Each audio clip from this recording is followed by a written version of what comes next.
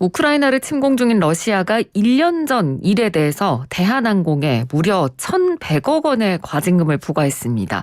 어떤 이유인지 자세한 이야기 나눠보죠. 한국항공대 허희영 총장 전화 연결돼 있습니다. 총장님 안녕하십니까? 네, 안녕하세요. 네, 우선 이 대한항공이 1년 전 일을 가지고 왜 지금 이 시점에 러시아에게 과징금을 받은 건지 그 과정을 먼저 좀 설명을 해주실 수 있을까요? 예, 과징금 처분을 받았는데요. 1년 전에 모스크바에 세레메티예보 공항이 있는데 이게 메인 공항인데요. 네. 여기에 대한항공 비행기가 출항할 당시에 제출한 화물 서류에 스탬프가 찍혀 있지 않았다. 이게 이제 현지의 관세법 위반이라는 건데요. 네. 이 현지법상이 공항을 나올 때는 세관 신고, 수비대 신고, 항공 관제 신고 이 세 가지를 기본적으로 이제 해야 하는데요. 네. 보통 국제공항에는 이 세 가지가 모두 공유가 돼요. 전자 신고를 하면 승인이 나는 게 일반적인데 네네. 이 공항만큼은 따로따로 이렇게 출입국 시스템이 좀 낙후된 공항이에요. 그런데 아무튼 이게 문제가 되었고, 네. 그런데 이제 이 세관 승인 없이 출국할 경우에는 물품이나 운송수단 가치의 2분의 1에서 3배까지 과징금을 부과할 수 있음 이렇게 돼 있습니다. 예. 그러니까 이제 화물에 대한 물품의 가치보다는 이 러시아 세관 당국에서는 이 운송수단의 가치, 비행기 값을 친 것 같아요. 그러니까 이게 80억 루블이 나온 겁니다. 우리 돈으로 1,100억에서 1,200억에 해당하는 거죠. 네네. 그러면 지금도 계속 조사 중인가요? 그렇죠. 지금은 공항 세관에서 대한항공에다가 과징금 처분을 내린 상태이고요. 예. 그러니까 이 세레메티예보 공항의 세관 당국이 내린 겁니다. 그래서 네. 대한항공은 이 공항의 세관이 내린 결정에 대해서 러시아의 연방세관, 즉 우리로 말하면 이제 관세청 본청이죠.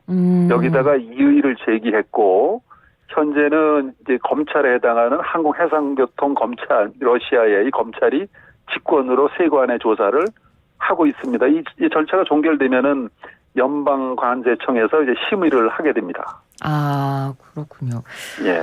근데 여기서 좀 다들 이상하다고 생각하실 것 같아요. 이게 며칠 전, 그러니까 얼마 전에 일어났던 일도 아니고 1년이나 지난 시점에 와서 이렇게 과징금을 부과하는 일이 흔한 일인가? 이 부분이 좀 의문이 들거든요.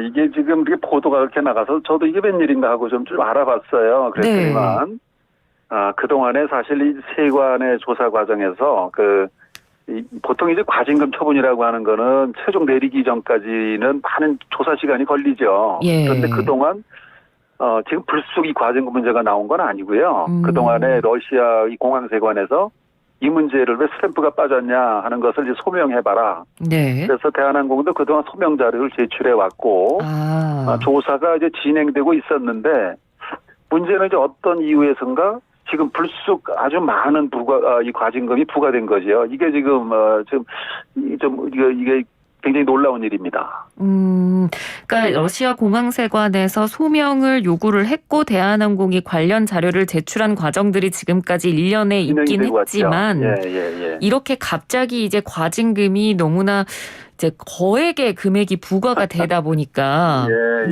이게 이제 지금 보도가 된 것 같은데요.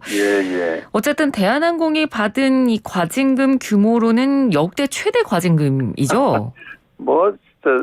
세계적으로도 흔치 않은 일일 것 같아요. 제가 알기로는 저희 화물 쪽에서는 대한항공은 제가 알기로는 과징금을 받은 적은 없어요. 이 화물 쪽에서는. 네. 근데 이제 보통 우리나라 공항이나 또 우리 항공사들이 해외 공항에 나가거나 이 공항에서 보통 이제 외항사들에 대해서 과징금을 부과하는 경우는 있어요. 예. 그러니까 우리 인천공항에도 한 80여 개 외항사들이 들어오고 있거든요. 네네. 그런데 우리 현지법 규정을 어기면 과징금을 이제 부과할 수 하고 있죠. 그런데 보통 그 규모라고 하는 게 몇 년 전에 이제 제주항공 같은 경우에 우리 국적사인데 이제 국토부가 90억까지 이렇게 내린 적이 있어요. 90억 원을. 그런데 결국 이제 취하가 되고 행정 소송까지 갔죠.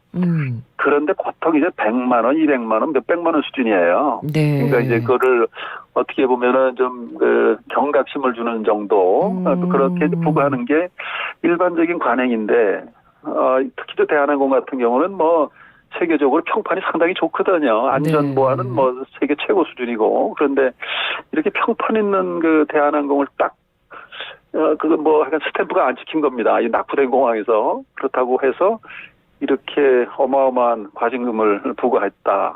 이것은 참 굉장히 좀 받아들이기 어렵죠. 네. 그러니까 이렇게 거액의 과징금이 부과가 되는 사례도 이제 전 세계적으로 놓고 봤을 때도 잘 없는 사례라는 말씀이신 거죠? 규모 면에서요. 규모 면에서. 네. 예, 소규모로는 뭐 빈번하게 일어납니다. 그러니까 네네. 이제 100만 원, 몇백만 원 뭐 이런 정도인데, 이렇게 이제 뭐 1000억 이상 뭐 80억 루블을 이제 부과했으니까.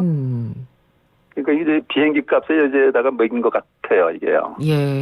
운송수단 가치의 기준으로. 예, 네. 예. 대한항공 입장에서는 당연히 이제 억울할 수밖에 없을 것 같고. 그래서 지금, 그럼요. 네, 아까 말씀해 주신 대로 대한항공 측은 일단 러시아 관세청에 이의를 제기를 한 상황이긴 한데, 대한항공 측에서 공식적으로 나온 입장은 어떤 건가요? 이 대한항공, 물론 이제 항공사라 항공업계라고 하는 게 그렇습니다. 이 정부를 상대로 어떤 뭐 이거에 대해서 이렇게 다등하게 나서기가 힘들어요. 우리나라도 뭐 대한항공이건 아시아나건 뭐 어느 항공사건 국토부에 대해서 뭐 함부로 이렇게 하지 못해요. 그러나 이제 그대로 받아들이긴 어려울 경우에 특히 이게 지금 외국 정부로부터 받았기 때문에 그래서 대한항공이 할 수 있는 거는 사실은 이런 표현을 하는 게 좋을 것 같습니다. 성실하게 소명해서 이 최소화하는 노력 이것은 지금 대한항공이 해야 되고요. 물론 이제 지금 원래 잘했더라면 출국 서류에다 스탬프를 완벽히 받았더라면 좋았겠지만, 뭐 이렇게 된 마당에 문제는 이 엄청난 과징금은 어떻게 할 것이냐, 이거에 대해서는 지금 이의를 제기를 하는데, 이것은 이제 이의 제기를 하고 나서 단계적으로 다음 조치를 지금 아마 심각하게 생각을 하고 있을 겁니다. 네.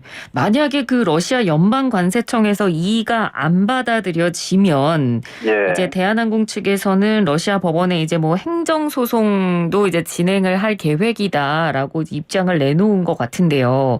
이런 분위기면 앞으로 그럼 어떤 법적 절차들을 밟게 되는 건가요? 이게 아마 시간이 꽤 걸리는 일이고요. 지금은 이제 이 세레메티 예보 모스크바에 있는 이 공항 세관에다가 이제 과징금 거기서부터 과징금을 받은 것인데 지금으로서는 이제 연방 세관에 이의를 제기하고 좋은 심사 결과가 나오기를 기대해야 되는데 그러고도 취소되거나 경감이 충분치 않을 경우엔 러시아 정부를 상대로 행정소송을 제기해야 됩니다. 다시 말해서 러시아 법원에 소송을 제기하게 되는데 이럴 경우 뭐 시간도 많이 걸리고 뭐 그럴 걸로 보여져요.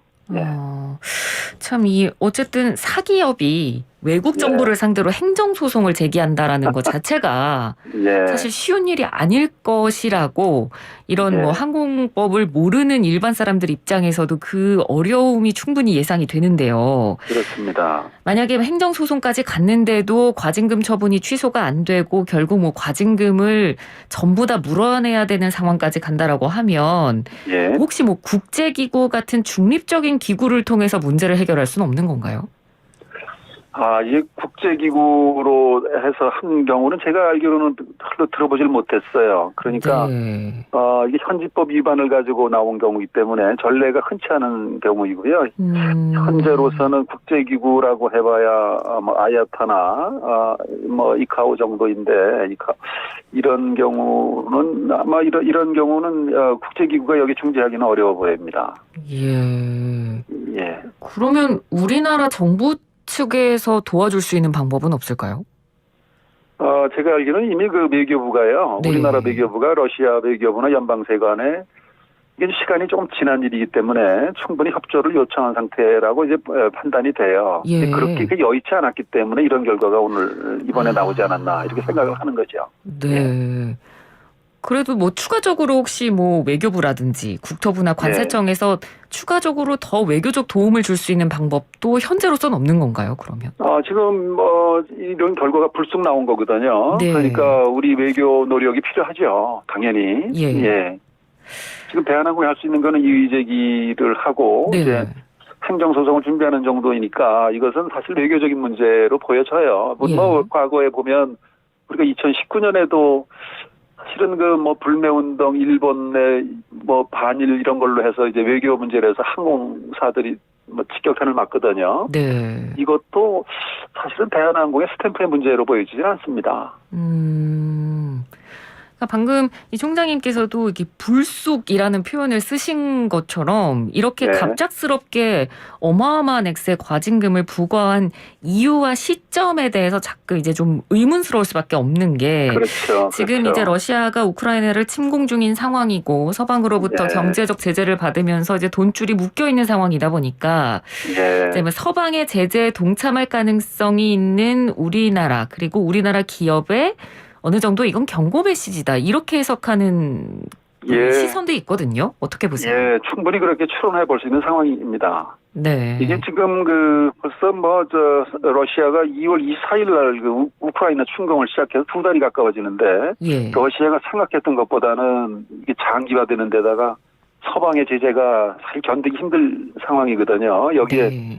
한국까지 동참할 가능성 배제 못하거든요. 그러니까 반대편에 서면은 불이 감수해라라는 이런 경고성으로 해석이 됩니다. 문제는 지금 러시아 정부가 외교적으로도 올바른 판단을 할 만한 상황인가? 이건 지금 러시아 정부의 어떤 판단에 좀 문제가 있지 않나 이런 생각을 합니다. 예. 그러니까 지금 돈줄이 마르고 있는 상황이다 보니까 이제 예. 그 대안으로 거액의 과징금을 지금 이 시점에 매겼다. 뭐 이런 해석도 있더라고요. 이건 어떻게 보십니까? 뭐 그렇게 생각은 하지 않습니다. 왜냐하면 이게 이제 CIQ라고 하죠. 우리가 여행을 하게 되면은 이 출입국 절차, 개인이건 이거 이제 화물이건 이게 화물에 있어서 행정이 낙후된 공항에서 이 스탬프 하나 빠졌다고 이렇게 거액의 과징금을 내라고 해서 선뜻 낼 항공사가 어디 있겠습니까? 네. 그러니까 대한항공은 당연히 그렇게 해야 되고요. 최종 행정소송까지 가면 이제 이것이 뭐 1년 몇 년이 걸릴 수도 있고요. 예. 또 과징금도 경감될 수 있기 때문에 그러니까 이제 보복이라는 게 있거든요. 러시아가 일방적으로 이렇게 하고 뒤끝 없이 이 돈을 다 받을 수는 없는 겁니다. 그러니까 네. 당장의 현금 부족을 이렇게 해결하겠다라고 이런 조치를 했다고는 이제 생각을 안 하죠. 예. 그럼 앞으로 이제 좀 시간이 좀 걸리겠습니다만 이제 뭐 행정소송까지 가고 여러 가지 이제 앞으로 법적 절차를 예. 밟게 될 텐데 예. 그러면 가장 지금에서 봤을 때 가장 좀 가능성이 큰 시나리오 결과는 어떻게 예. 될까요? 그러니까 과징금 경감 정도로 그치게 될까요? 이게 이제 전례 없는 이런 과징금 부과인데 외국 항공사에 대한 네. 이런 배경에 우린 주목할 필요가 있고요. 네네. 지금 러시아 상황에 좀 지켜볼 필요가 있습니다. 지금 뭐 어떻게 보면은 내부 상황을 우리가 지켜보면서 러시아 내부 상황을 지켜보면서 우리는 사실은 좀 전략적으로 시간을 끌어야 되고요. 외교 노력은 외교 노력대로 하고 네. 그러니까 순순히 이거 받아들일 수가 없는 것이고요. 예. 그러다 보면은 뭐 적정한 선에서 이건 뭐 스탬프가 빠져서 빠진 것만큼은 뭐 물론 과징금 처분을 받아야겠지만 이게 국제적인 관례라는 게 있거든요. 통상. 네. 이제 그런 정도의 수준에서 뭐 크게 경감이 되거나 아니면 뭐 취소가 되거나 하는 정도로 이제 예상이 됩니다. 또 그렇게 해야 되겠고요. 네. 알겠습니다. 오늘 말씀 잘 들었습니다. 고맙습니다. 네, 고맙습니다. 네, 지금까지 한국항공대 허희영 총장이었습니다.